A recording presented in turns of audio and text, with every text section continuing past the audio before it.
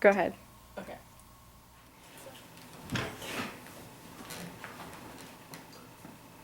My little No pressure. About to start. No, that's confusing. It's Josephine. We gotta start over. Go ahead. Okay. We chose Big Fish, and our story starts with a wedding. Will, one of the main characters, is getting married, and he has issue with his father because his father keeps telling the story ever since he was little about him fishing, and he also tells that at the wedding the son is kind of annoyed with that, and that kind of breaks their relationship. The next thing we see is following a few years later, he gets a phone call from his mom saying that his father's died, which reunites the father and son. And during this reunion, the son wants to find out about his father's stories and whether they were true or not. He wants to sift between what's true and what's not so he can have a memory of an accurate memory of his father. My scenes, there was a lot of differences between the scripts and what actually happened. Some were minor differences, some were major differences. For example, some instructions weren't followed as to like how to film or how to freeze certain scenes or transition between the scenes, which was kind of interesting, but also what was expected. Also, there's different orders in the scenes, like not all scenes were the same order. There's a scene where Will finds out that his father is dying, and it was pretty interesting because in the movie he did not react so dramatically as he was in the script, which I personally think just changes the whole atmosphere of that scene and in their interpretation of the rest of the movie. There was also a whole half page of script that was completely changed with the scene with the witch and the swamp at the very beginning. What the original scribe had in mind did not turn out the way it was supposed to. One of the bigger major scenes that were changed, that kind of changed the story a little, was Dr. Bennett was not as he described. In the movie he was in his 60s, he was not supposed to be. He was supposed to be more in his 85, kind of like oldish feel. And also his whole scene that he had was not befitting an 85-year-old in the movie. So it's kind of interesting to see that difference. Most of the dialogue before he enters never happened, which was kind of had a few crucial important information about the movie itself. So I thought that was kind of a little disappointing. So my part that I analyzed was the second part of the movie, and basically we see Edward grow up, and then we find out that they have like a giant in town, and so Edward goes to talk to the giant, and we find out that he just doesn't really know what to do with his size, and so Edward and the giant decide to both leave town, and they come to this fork in the road, and Carl the giant decides to take the normal road that's a little longer, and Edward decides to take the path less taken. And in the woods, Edward comes across this town called Spectre, and there's no roads, and it's all this bright green grass, and everyone has no shoes on, and it's kind of like this happy, blissful place. One of the people makes a comment about Edward's this great catch for the town, and Edward is like, I need to leave. So he leaves Spectre, and he ends up meeting up with Carl, and the last part is back to the present day, where they're eating dinner together. There wasn't that many differences between the script and the movie. It was all pretty similar. The big differences were what was cut out at the very end after the dinner scene. Will and his mom went out to the grocery store. That was a 2-scene sequence that was cut from the movie. For more specific differences, when the very first scene we see is Edward being in church as kind of an adolescent, and in the script it says that they're singing this hymn that I'd never heard of, but in the movie they're actually singing Amazing Grace. And then we cut to Edward, and he's growing physically so fast that like his buttons are popping off, and In the script, it also mentions, it does say his buttons are popping off, but it says that he's wearing a tie, which obviously it doesn't make sense if his buttons are popping off. So in the movie, he's actually wearing a bow tie. The next part that's kind of different is where Edwards is like, here, eat my hand. It'll be like an appetizer and you'll taste how good I am, kind of a thing. And in the movie, he just puts it out and Carl slaps it away like, I don't want to eat you.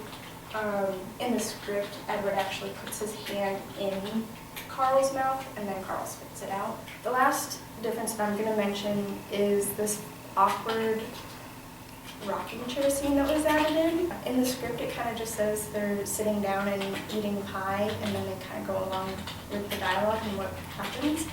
In the movie, it's the Mayor of Spectre, Norther the poet, and Edward, and they're in rocking chairs, and they are eating pie, but they're in rocking chairs, like awkwardly just rocking, and you just hear the rocking chair, and they're just smiling at each other. Edward is just like, this is really awkward, and so he starts rocking his chair, and his chair is like a different sound, so it's just like really funny, and there's like a good 30 seconds of just like this awkward smiling and rocking chairs. And I did the middle section of Big Fish, which is generally a boy meets girl story. In this section of the story, you have boy creepily meets girl by staring at her, falls madly in love, decides to go to the circus and meet the ringmaster. And the ringmaster tells Edward a different story every month to help him meet the love of his life. And eventually, he knows enough to go and meet her and marry her, and then he gets sent to the army.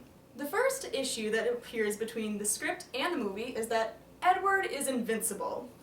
Edward in the movie is invincible to the audience. He is someone who can't get killed, can't get hurt, and he does everything perfectly. But in the script, he's someone who often occurs to be someone put into fatal positions, especially when he's in the army.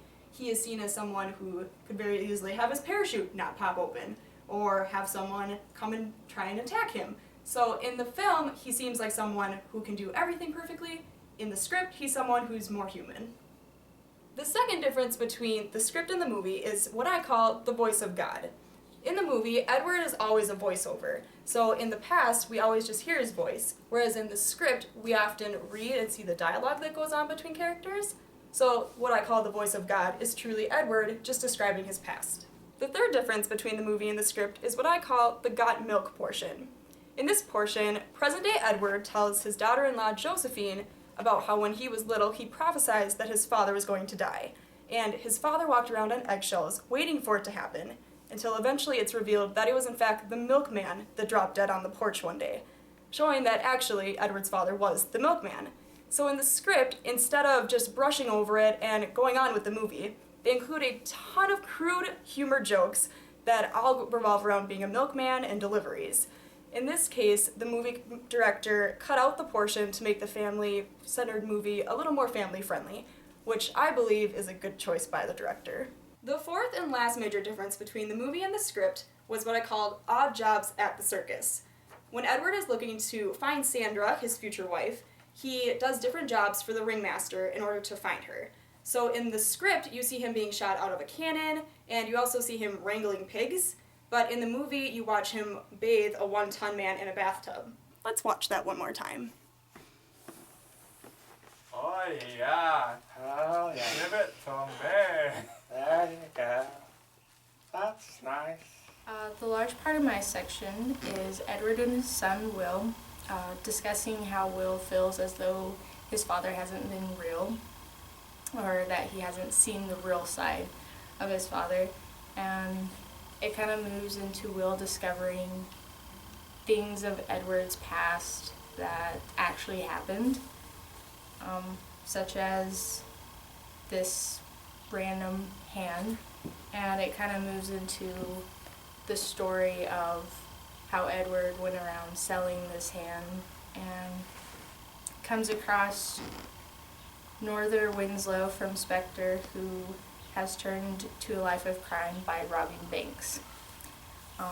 There are several little differences between the script and the movie, such as the script portrays more of a sexual side of Will and his wife, and in the script Edward explains what the helping hand does, whereas in the movie Will's wife is actually just pregnant, and Edward never explains the details of the helping hand product. In the script, a lot of the little things seem to be overdone, and in the movie the things that are overdone are brought to a more realistic level. So I had the last part of the script, and what happened in my section was Will wants to know the truth about what really happened in his father's stories. So he's talking to this old woman, and we figure out that she's the little girl from the village, all grown up. And she explains how Edward came back to the village one day and it was just deserted. So he bought the whole town, but she was the only person who refused to sell him her house.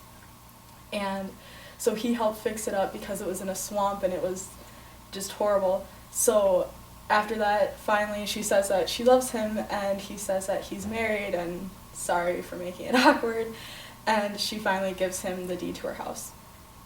Then after Will feels like he has a stronger sense of who his father is, and he gets a call saying that he's dying. So when his father's dying, it's just him and his father in the hospital room, and Edward wants Will to tell him how he dies. So he makes up this story about how he carries him down to the river and all his friends from his stories are there, and that he turns into a big fish and spends his afterlife as a fish in the river. My section from the movie and the script were basically the same, almost exactly the same. The only difference that there was Edward's wife is talking to Will's wife about how excited she was to be pregnant, and it's a lot longer in the script than it is in the movie. Overall, it was a pretty well done script, and the movie was pretty interesting as well.